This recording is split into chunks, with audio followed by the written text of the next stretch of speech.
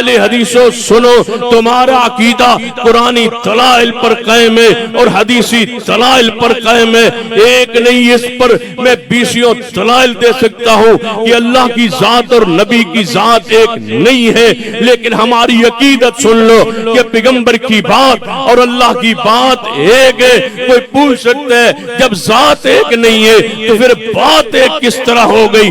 اس لیے کہ قرآن نے کہا وما ينطق عن الهوى ان هو الا وحی یوحی، پیغمبر بولتے ہی نہیں جب تک اللہ کی طرف سے وحی نہ آئے، ان اتبع الا ما یوحی الی، میں کچھ کرتا نہیں جب تک اللہ کی طرف سے وحی نہ آئے، جو کچھ کہتے ہیں بولتے ہیں وہ اللہ کی وحی ہے، دین ہے، حجت ہے، اللہ کے حکم کے بغیر بولتے نہیں۔ اس لیے پیغمبر کی بات اور نبی کی بات ایک ہے، جو بات میں فرق کرے وہ مومن نہیں ہے، جو ذات کو ایک جانے وہ بھی مومن اور مسلمان نہیں ہے۔ اللہ اور اس کے رسول کی ذات ایک نہیں، لیکن اللہ اور اس کے رسول کی بات ایک ہے۔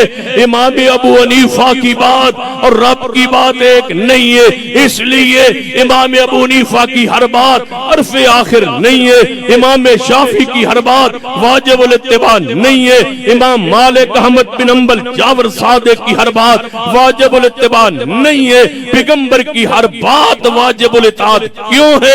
اس لیے کہ اللہ اور اس کے رسول کی بات ایک ہے، ذات ایک نہیں۔